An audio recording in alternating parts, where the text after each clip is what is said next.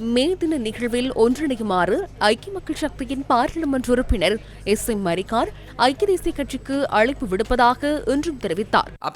மே 1ஆம் தேதி போயா தினம் என்பதால் மே தின பேரணியை மாத்திரம் நடத்துவோம். ஊர்வலங்களையோ அல்லது களியாட்டங்களையோ நடத்த நாம் தயாரில்லை.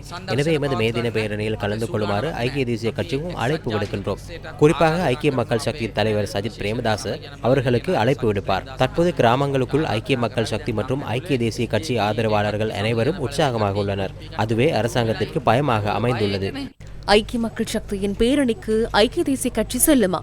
ஐக்கிய தேசிய கட்சியின் பொதுச் செயலாளர் இவ்வாறு பதிலளித்துள்ளார்.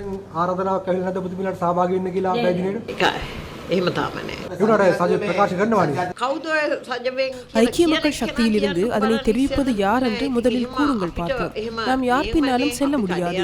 வீதியில் செல்லும் போது யாராவது ஒரு மைக்கை நீட்டி நாம் ஐக்கிய தேசிய கட்சிக்கு அழைப்பு விடுக்கிறோம் என தெரிவித்தால் மாத்திரம் போதாது.